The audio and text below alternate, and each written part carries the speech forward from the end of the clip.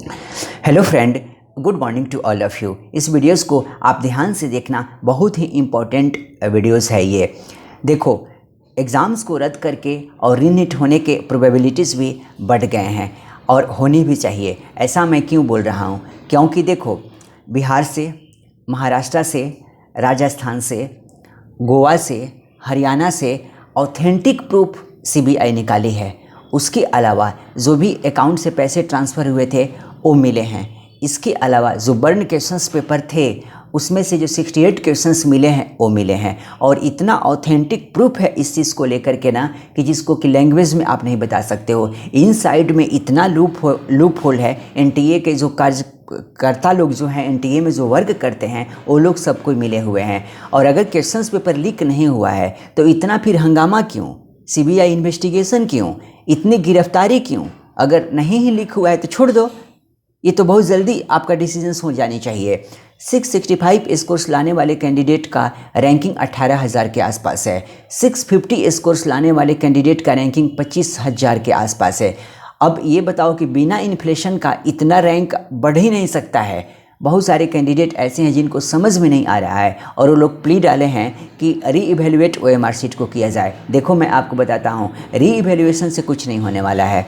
क्यों ये बात मैं कह रहा हूँ? क्योंकि ऑलरेडी रिजल्ट्स दे दिए गए हैं। अब आपका री इवेल्युएशन भी होगा ना तो उसी ओएमआर का होगा, तो आपका वहीं स्कोर्स रहने वाले हैं। वहीं का मतलब क्या हुआ कि अगर आप 645, 640, 642 मार्क्स लाए हो, आपका एडमिशन कहीं नहीं मिलने वाला है। और देखो, और इसका इम्पैक्ट क्या होगा फोर्थकमिंग नीट एंट्रेंस एग्जामिनेशंस पे। अगर 25 में आप नीट लिखने जा रहे हो और अगर आपके स्कोर 660 ला दिए हो, जो कि बहुत मेहनत से आप लाए हो, उसके बावजूद भी you are not going to take your enrollment for MBBS courses. MBBS में आपका एडमिशन नहीं मिलने वाला है। तो अगर नीट एग्ज़ाम्स को रद्द करा के री नीट कंडक्ट नहीं होता है ट्रांसपेरेंट तरीका से, ऑथेंटिकेटेड वे में, तो आप समझ जाओ कि 660 भी स्कोर ला करके तुम्हारे 25 में एडमिशन्स नहीं होने वाले हैं। फिर उसी तरह का कोई स्कैम इनसाइड से होने वाला है। तो और बीच में अब ये मत लाओ, सब कोई चाहता है सिर्फ स्टूडेंट्स को ही कि हर स्टूडेंट्स को जस्टिस मिले। कहीं किसी भी स्टूडेंट्स के लिए, किसी के भी मन में जो है ऐसा कोई भी गलत भावना नहीं है। बहुत सारे लोग ये बोल रहे हैं कि वैसा कैंडिडेट जो अपने मेहनत के बदौलत 670, 680 लाए, उसका क्या होगा? अरे मेरे भाई, उसको ऑलरेडी ख़राब रैंक दे दिया गया है। क्या इसी रैंक पे आप एडमिशन्स लोगे? अब इसमें ये नहीं, आप कितना भी कुछ कहोगे, सुप्रीम कोर्ट 8 जुलाई को जो है वर्डिक्ट सुनाने वाली है और 31 नंबर पे ये केस है। 10:30 बजे से कोर्ट ओपन होगा और कंडक्शन स्टार्ट होगा।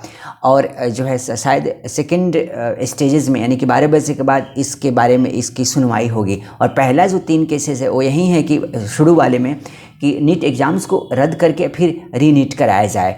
तो यार, मैक्सिमम प्रोबेबिलिटी है एग्ज़ाम्स को रद्द होने का। इसका मतलब बहुत ज़्यादा स्प्रेड हुआ है, इसमें जो लूप होल है और माल प्रैक्टिसिंग हुए हैं। तो what I am trying to tell you कि यार बेवकूफ़ी जैसा काम आप लोग मत करो कि नो रीनीट नो रीट। इसका क्या मतलब यार? इक्वल प्लेइंग फील्ड दो सबको, आप फिर एग्ज़ाम्स को रद्द करा करके और नीट एग्ज़ाम्स कराओ, तो ही ट्रस्ट बिल्डअप होगा एंड फोर्थकमिंग एग्जामिनेशंस के लिए भी ट्रस्ट बिल्डअप होंगे। और वो अच्छा भी रहेगा कि अगर आपके स्कोर 618 आए हैं, 615 आए हैं, बट स्टिल मान लो कि आपका एडमिशन्स कहीं नहीं मिला, तो एटलीस्ट आपके मन में ये रहेगा कि नहीं भाई, एग्ज़ाम्स में ट्रांसपेरेंसी रही है, 10-12 नंबर और मैं बढ़ा देता हूँ तो अगली बार मेरे एडमिशन्स मिल जाएंगे। बट इस तरह से होगा तब तो उसका कोई मतलब ही नहीं बनता है।